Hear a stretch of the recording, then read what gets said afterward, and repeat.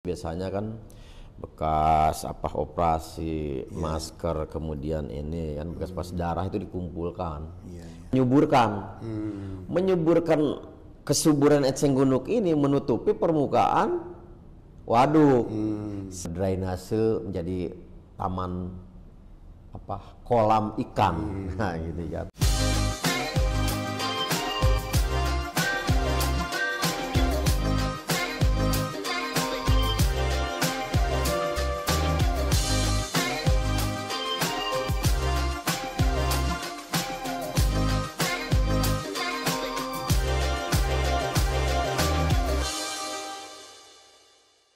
Saudara, sebagai kota industri, Batam sudah lama menghadapi masalah ini.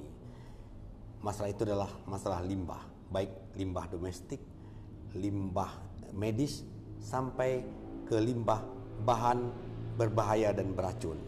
Nah, tamu saya sore ini adalah General Manager Unit Lingkungan dari BP Batam, Bapak Ius Rusmana. Apa kabar, Pak? Ya. Baik Pak Sokrates, apa kabar juga?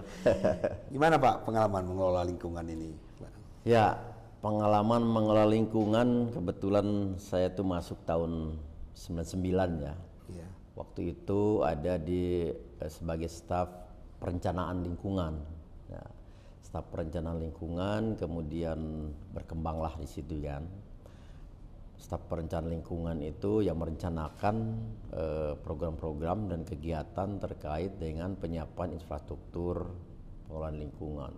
Kalau dulu masih air limbah domestik, limbah bahan berbahaya beracun sampai ke sampah tahun 99. Tapi saya beriring dengan perkembangan zaman ada otonomi daerah, kemudian sampah di Pemko ya. Pemko. Jadi kami masih mengelola air limbah domestik dan limbah bahan berbahaya beracun. Kebetulan kan aset-asetnya masih di kita gitu, jadi masih terus. Pak, dari data yang saya peroleh Pak Yus, ternyata dari berbagai kota di dunia ini hanya 50-60% yang berhasil mengelola limbahnya. Nah, bagaimana limbah di Batam ini dikelola, Pak? Ya, kalau limbah di Batam tuh kan sebetulnya ada 3 kategori itu ya. Sampah kan masuk limbah juga, tapi itu kan di Pemko saya bicara masalah pengelolaan air limbah domestik ya, air limbah domestik dan juga air limbah bahan berbahaya beracun. Kebetulan Batam itu kan sebagai pintu gerbang ya, pintu gerbang investasi dan pariwisata ya, di mana pengelolaan lingkungannya harus betul-betul terjaga. Ya. Karena itu indikator gitu loh. Seperti kita beli rumah nggak ada WC-nya gitu. Orang lihat pasti WC dulu, WC-nya bagus sudah gitu kan. Nah, pengelolaan lingkungan di kita ya di Batam ya alhamdulillah sih udah ada sejak saya belum masuk malah. Ya. Air limbah domestiknya sudah ada, dulu dibangun di Batam Center yang sekarang tuh DED sama kajian dari BPPT, ya, artinya kan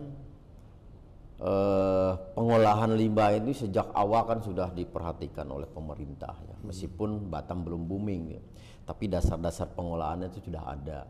Kemudian limbah bahan berbahaya beracun pun kita sudah punya lahan di Kabil 20 hektar. Awalnya sebagai transfer depo limbah, jadi hanya pengangkutan sebagai depo ya penyimpanan sementara saja. Pengolahannya di Cilengsi. Nah, sesuai dengan perkembangan zaman, akhirnya pusat memberikan kewenangan ke daerah untuk mengolah. Ya, tadinya hanya disimpan di KPLI, TDL itu juga baru berapa hektar ya, dulu baru 7 hektar, sekarang 20.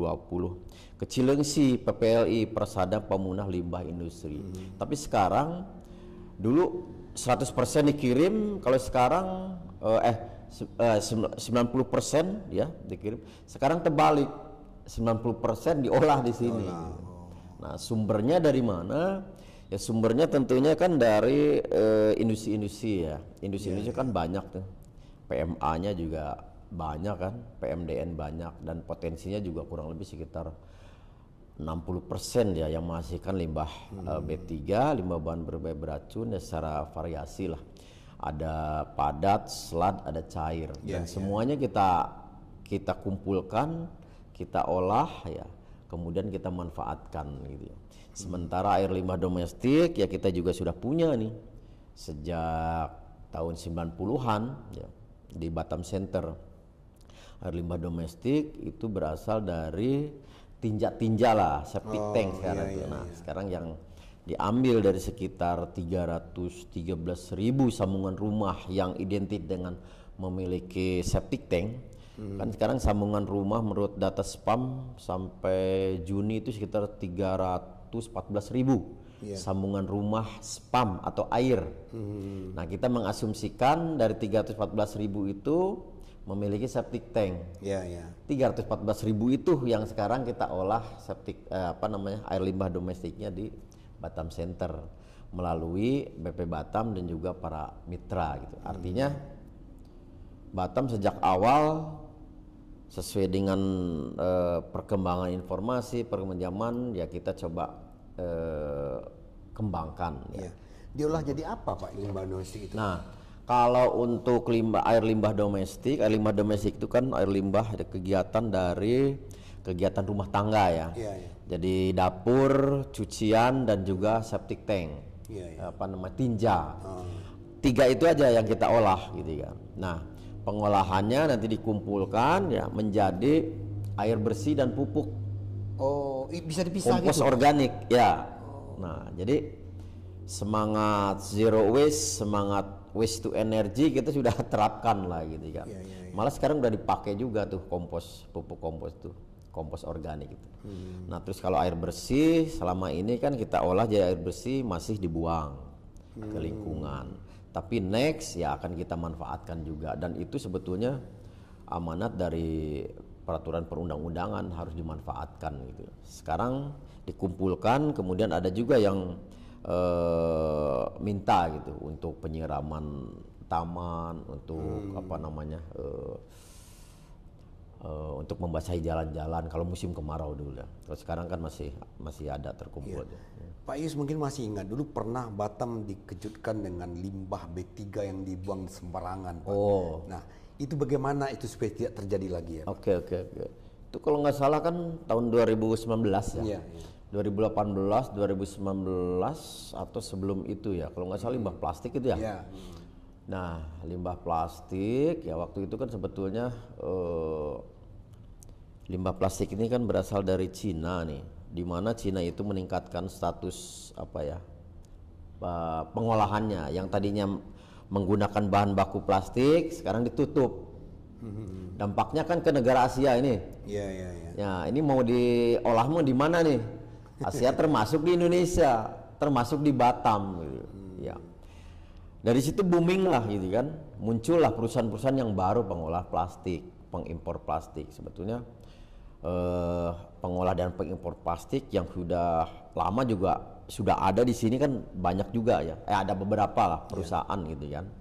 Ada perusahaan ternyata booming, muncullah ini. Tapi ya memang secara aturan sih ketat ya. Ada sebelum dikirim limbahnya kan harus dites dulu oleh laboratorium yang independen waktu itu mungkin Sepindo sebelum dikirim.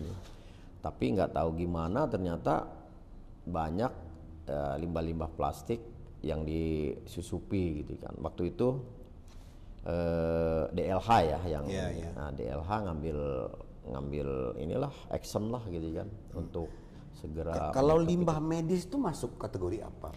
Limbah medis itu masuk kategori limbah bahan berbahaya beracun. Limbah B3 ya itu salah satunya limbah medis atau limbah toksik dari rumah sakit, itu limbah bahan berbahaya. Nah, ini kan Pak pertanyaannya Pak seperti di Kecamatan Batam Kota ini Pak, kan ini banyak sekali rumah sakit berdiri ini Pak. Itu apa tidak bersiko Pak berbau dengan kawasan pemukiman seperti ini gitu? Kalau kawasan industri?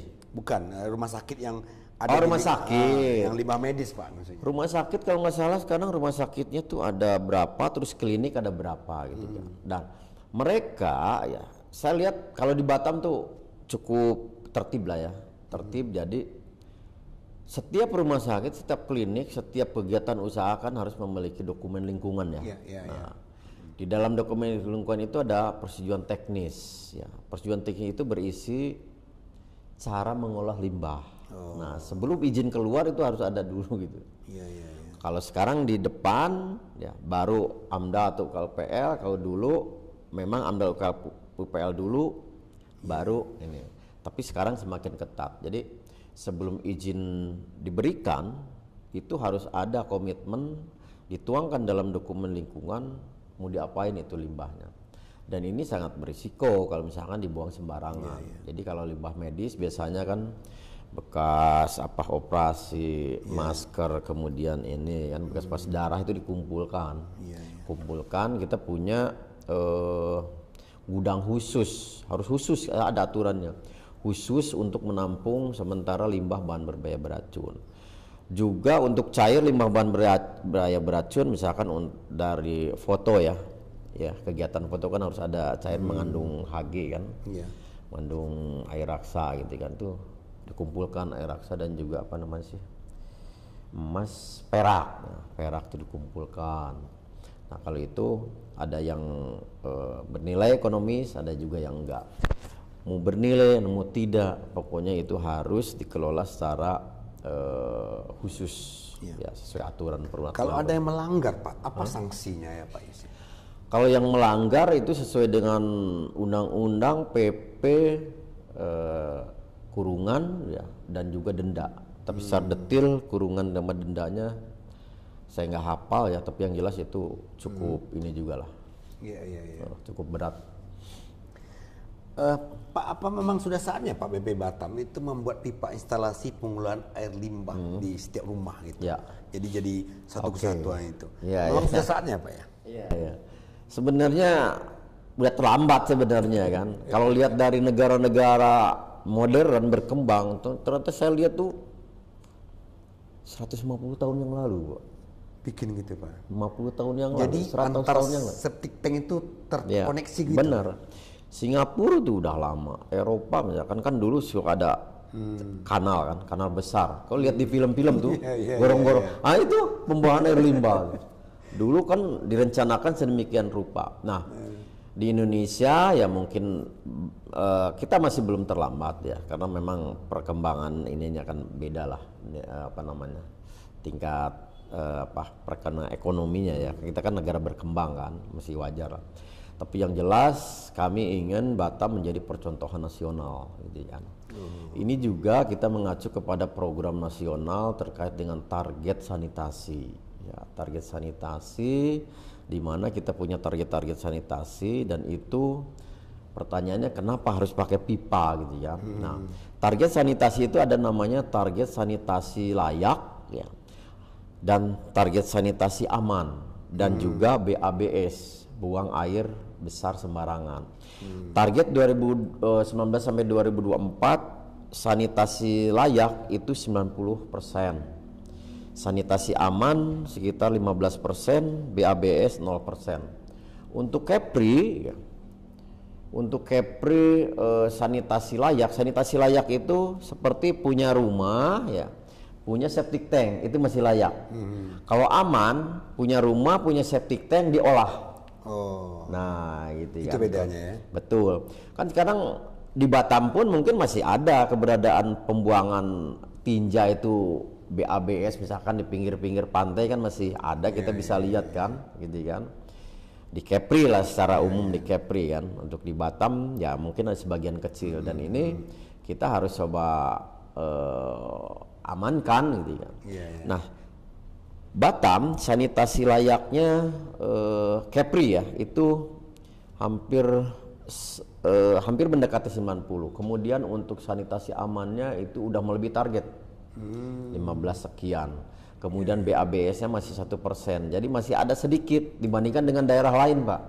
Jadi untuk sanitasi target-target kita mungkin hampir tercapai. Nah, dengan adanya perpipaan ini, pertama kita ingin menaikkan target sanitasi ya, yang tadinya 15%, dengan adanya perpipaan ini diolah mungkin akan naik ya, melejit lah mungkin kan dibandingkan daerah lain. Nah, pengolahan secara konvensional truk-truk tinja pun itu masih masuk sanitasi aman. Kenapa mesti pakai pipa gitu? Nah, pakai pipa itu kan sebetulnya mengalirkan secara gravitasi ya. Jadi nggak usah angkut lagi gitu. Jadi Secara teknis memungkinkan itu Pak? ya Secara teknis memungkinkan? memungkinkan Pak. Kita kan belajar dari negara maju, negara Korea, negara Jepang, Vietnam itu udah ini juga. Nah di kita tahap pertama baru di Batam Center itu 11.000 sambungan rumah. Sudah terkoneksi sekarang? Belum terkoneksi, hanya saja 10.000 sambungan sudah terpasang di 43 perumahan di bagian depan. Ya, jadi ada sambungan rumah itu ada 2 tahap nih. Tahap pertama yang di depan drainase, ya. Kemudian tahap yang kedua itu langsung koneksi ke septic tank. Tapi yang di depan drainase ada juga yang pipa besarnya, itu di jalan lingkungan, itu sudah hampir seluruhnya di 43 perumahan itu. Jadi sambungan rumah 11.000 sambungan rumah hanya di Batam Center itu tahap pertama. Seluruh sambungan rumah di Batam Center kurang lebih sekitar 25.000. Ini pilot project aja untuk 11.000 sambungan rumah gitu. Nah, dari situ ya jadi air limbah dari toilet, dari dapur, dari laundry ngalir kan keluar, setiap rumah selalu ada 2 pipa kan? Ada 2 pipa dari toilet dan dari dapur dan ini digabung. Nah, 2 pipa ini nanti kita sambungkan ke yang pipa sambungan rumah tadi. Ya, pipa sambungan rumah tadi itu kan 10 cm diameternya. Nanti gabungin lagi ke pipa yang lebih besar lagi 35 cm. Kemudian di situ kita pasang bak kontrol yang di sambungan rumah, kemudian bak kontrol di jalan lingkungan di perumahan, kemudian disalurkan lagi ke pipa yang lebih besar lagi di jalan utama. Itu pipanya dari 400 sampai 800 mm atau 40 sampai 80 cm. Mengalir secara gravitasi gitu kan. Nah, karena Batam ini bergelombang ya, pengumpulan air limbah domestik secara gravitasi dikumpulkan terlebih dahulu di stasiun pompa namanya. Ya. Stasiun pompa itu ada 5 ya. Stasiun pompa ada 5. Yang pertama di Batam Center, kedua di depan Anggrek Mas yang depan ke Primol, ketiga Simpang Jam, kemudian 4 di depan kawasan industri Tunas, dan 5 depan Mediterranean. Itu untuk mengumpulkan air limbah dari perumahan-perumahan secara gravitasi. Setelah dikumpulkan di stasiun pompa ada 5 ini, baru dipompa ke pompa yang besar ke Bengkong Sadai gitu loh. Jadi dari rumah ngalir semua, kumpulkan di pompa ke Bengkong Sadai. Di Bengkong Sadai lah nanti diolah. Pak Yus, ada nggak kota di Indonesia yang sudah menerapkan ini Pak ya? Sudah ada juga. Hanya saya teknologinya masih konvensional. Misalnya di Bandung ya. Di Bandung itu ada sekitar 40% lah covernya. Terus di Banjarmasin, Jogja, Bali, Makassar itu udah, Medan udah nerapkan juga udah. Nah tadi Bapak bilang ini akan jadi pilot project, berarti belum ada yang modern gitu pengelolaannya Pak ya? Pilot project untuk yang di Batam maksudnya. Yang di Batam pilot project terhadap 11.000 ini. Iya. Bukan pilot project sih, tahap pertama lah gitu kan kalau pilot project kan. Bagaimana mensosialisasikan ini ke masyarakat Pak? Karena dalam pikiran orang kan namanya tinja ya, septic tank itu kan belakangan ya, dianggap yang nggak terlalu diurus gitulah, kecuali udah penuh baru dia telepon mobil tinja gitu. Nah memang, sekarang harus ada kesadaran kan sebenarnya Pak. Ya. Jadi ini tantangan sebetulnya kan, tantangan kami bagaimana bisa meyakinkan ya, memberikan pemahaman ke masyarakat pentingnya pengelolaan air limbah domestik. Jadi setiap sosialisasi kami selalu memaparkan lah sedetil-detilnya, dari mulai video, kemudian mulai presentasinya, bagaimana manfaatnya, outcome, manfaat kedepannya seperti apa. Nah untuk Batam, ujung-ujungnya ke ketersediaan air sebenarnya. Nah, air baku di Batam itu kan dari waduk ya, dam. Di mana dam ini ya, secara de facto ya itu selain menampung air hujan ya, dari drainase juga ada ngalir limbah-limbah kan dari rumah tangga gitu loh, rumah tangga. Nah Kalau dam atau waduk ini dan juga perairan kita tidak jaga gitu kan, lambat laun kan ini akan tercemar nih, ya, terkotori gitu kan. Juga perairan-perairannya, Bapak bisa ambil contoh misalkan tahun 80-an atau 70-80 mungkin Tanjung Uma, terus Bengkong Sadai, Batu Aji mungkin masih bening gitu kan.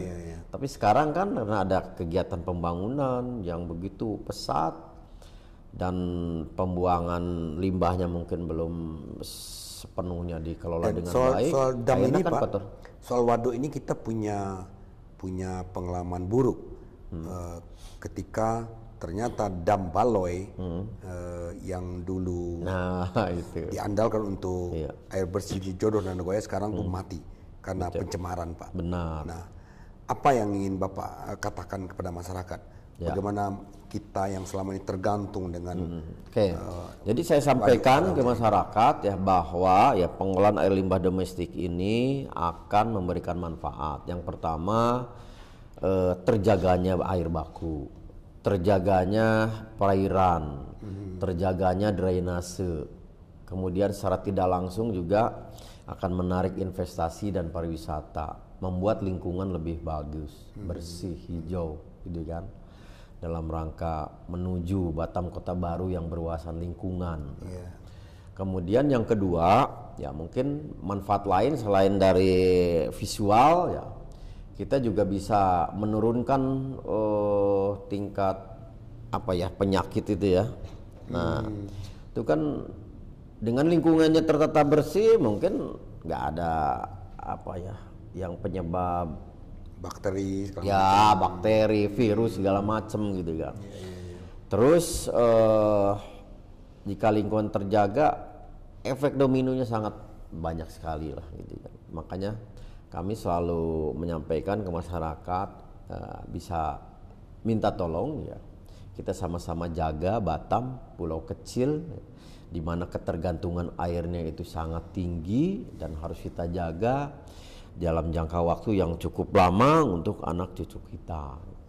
Bukan hanya dam tapi di perairan-perairan, kemudian ya air-air permukaan lainnya gitu. Dam Duri Angkang Pak Yus yang boleh dikatakan itu sumber air baku 70% untuk warga Batam. Benar. Itu sekarang diduga juga mulai tercemar dengan banyak tumbuh eceng gondok. Nah, ternyata eceng gondok ini makin subur karena aktivitas perkebunan di sekitar waduk itu yang mengalir ke dalam waduk. Ini bagaimana mengatasinya, Pak? Fungsi eceng gondok sebetulnya baik ya. Dia tuh sebetulnya menetralisir ini limbah karena dia makan kan. Apalagi air limbah domestik gitu loh, ya. Air limbah domestik dimakanlah oleh eceng gondok jadi pakannya gitu, tapi menyuburkan. Menyuburkan kesuburan eceng gondok ini menutupi permukaan waduk. Sehingga kapasitas waduk itu turun. Jadi dangkal. Itu sebetulnya. Jadi fungsi waduk di Batam dengan fungsi waduk di luar Batam itu berbeda. Kalau di sana betul-betul untuk netralisir, makin banyak juga nggak masalah lah gitu. Kalau di sini makin banyak menutupi permukaan, menurunkan kapasitas. Itu pesat sekali Pak. Kita punya alat harvester 1 unit untuk mengkeras ya. Itu sekarang udah 100 hektar lebih yang udah kita angkut ke daratan dan kita sudah musnahkan. Itu pun masih terus berkembang gitu. Hebat itu eceng gondok itu, cepat kali Pak. Pak, sebenarnya tanggung jawab siapa menjaga waduk-waduk ini soal jangan sampai tercemar itu tanggung jawab siapa Pak? Sekarang kan ada air Batam hilir, memang mereka Pak ya? Ya. Jadi kalau untuk waduk ya kita jaga, kita sudah melakukan pertama waduk masuk tuh dari air hujan, dari limbah, ada juga yang kawasan industri yang masuk situ juga gitu kan. Nah, untuk screening pertama untuk penyaringan kita sudah buat namanya sediment trap dan trash trap ya. Sediment trap dan trash trap Bapak bisa lihat di Duri Angkang ada 5. Jadi itu untuk menyaring sampah dan sedimen. sebelum masuk ke. Ya. Selama ini ya, nggak ada itu. Wah, ada kasur, ada kursi bekas, malir aja semua ke sana, Pak. Iya. Mau buangan dari bengkel, mau buangan sampah apa ngalir. Sekarang ada, kita ini udah saring, ada 5 kok. 5 di Duriangkang, 1 di Seharapan. Tersaring, Pak. Tersaring, sampahnya diangkut, siapa diangkut tuh. Kan ada hidroliknya dia. Iya. Angkut. Nah, itu jadi percontohan. Daerah lain nggak ada, daerah lain jarang gitu. Di Jakarta juga di drainasenya ada. Nah, itu dia. Kemudian sedimennya kita ada bak kontrolnya, sedimennya terkumpul dulu baru diangkut. Nah, itu juga itu pasir bagus itu kan, bisa diangkut oleh masyarakat. Silakan. Kemudian ini Pak ya, belakangan muncul pertanyaan, ada beberapa baliho di pinggir dam Duriangkang terutama Pak. Itu ada buaya. Itu dari mana buaya ya Pak? Apa baliho? Buaya Pak. Buaya? Bahwa di dam itu sekarang ada buaya gitu. Oh, biawak ya? Bukan buaya gitu. Itu sebetulnya dari dulu ada. Iya. Ya namanya waduk. Bukan sengaja dilepas Yang Pak. tergenang gitu kan, tergenang kecil ini kan besar banget lah. Iya Kan? Kita nggak tahu tuh asalnya dari masalah. Atau Mungkin jangan-jangan dari juga Pulau ada. Bulan Pak? Hah? Dari Pulau Bulan gitu yang karena kebanyakan anakan loh Pak. Oh, saya nggak tahu ya asal usul. Kalau dari Pulau Bulan dia kan harus, kalau dia buaya apa namanya, air tawar gitu, harus nyebrang ini kan, lautan pasti mati di jalan lah gitu kan, kecuali. Tapi dan dia ngapain juga jauh-jauh ke sini kan. Jadi menurut Bapak memang sudah lama ada, mungkin sudah lama ada buaya. Saya sih melihat itu sudah lama. Pak, Batam ini hutan loh Pak dulu tuh. Kalau buaya ada buaya kecil kan dia bisa ngumpet situ. Sementara masyarakat nggak mungkin juga ke sana. Sekarang udah berkembang, masyarakat bisa masuk ke pelosok-pelosok, ternyata ada itu kan.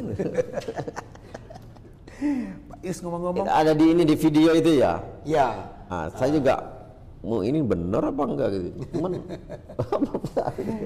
kira-kira menurut Bapak berapa besar potensi ekonomi limbah ini bisa diolah gitu? Oke.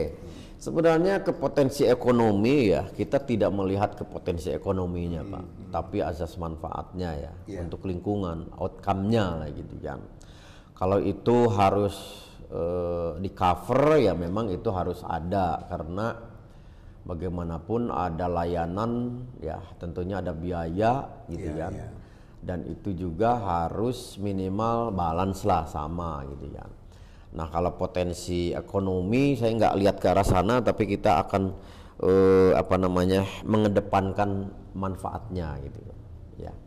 Kalau ekonominya sebenarnya hanya bisa untuk menutupi OM saja, operational and maintenance gitu kan. Tapi ke depan ya mungkin sebenarnya meskipun itu ada potensi, tapi bukan untuk kami, tapi dibalikin ke masyarakat juga. Contoh gitu lah, ya. Contoh, misalkan ada pemasukan, kita kan sekarang ada tahap 1 nih, IPAL ya, tahap 1 itu bantuan dari Korea, soft loan. Tapi misalkan ada pemasukan dari hasil pengolahan ini, ya, nanti kita bangun lagi IPA lanjutannya menggunakan anggaran itu. Atau kita bisa kembalikan untuk infrastruktur lingkungan, misalnya kita percantik drainasenya kayak di Jakarta gitu kan.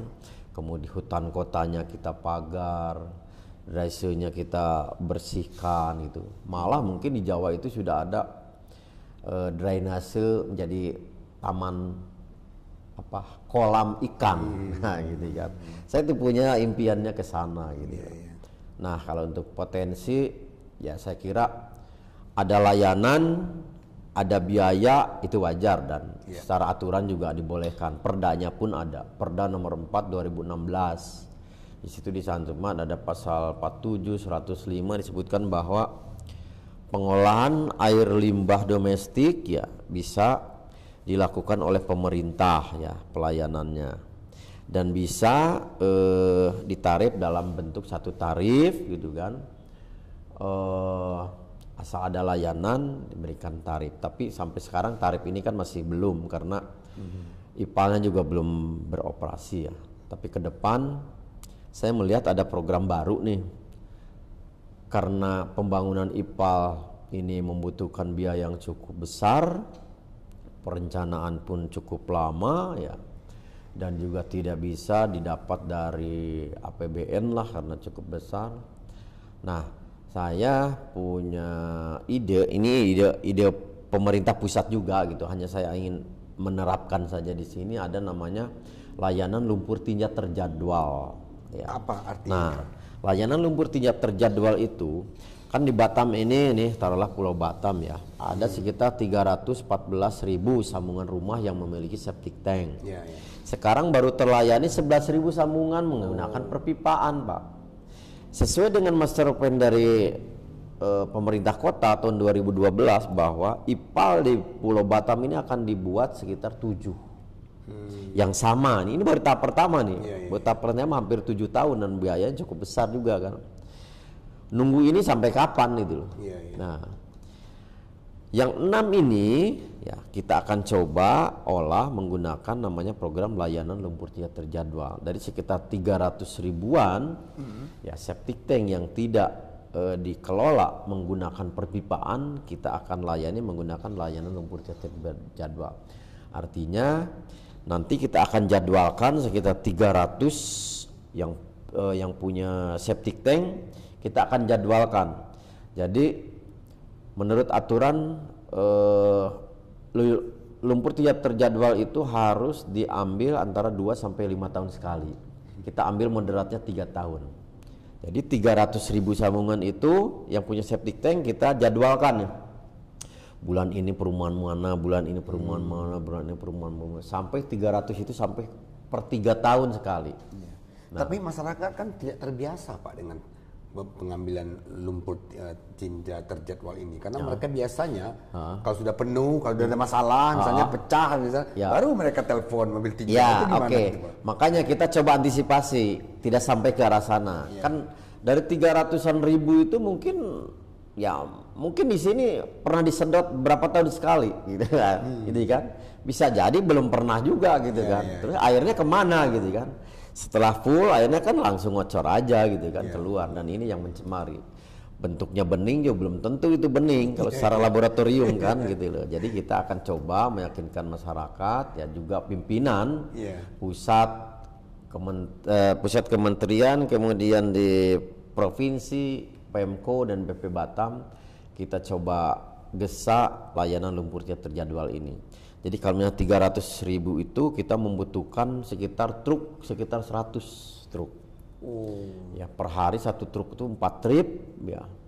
Jadi akan diambil tuh ya dari perumahan-perumahan itu, kita akan olah di Bengkong Sadai. Di Bengkong Sadai itu ada 7 hektar ya.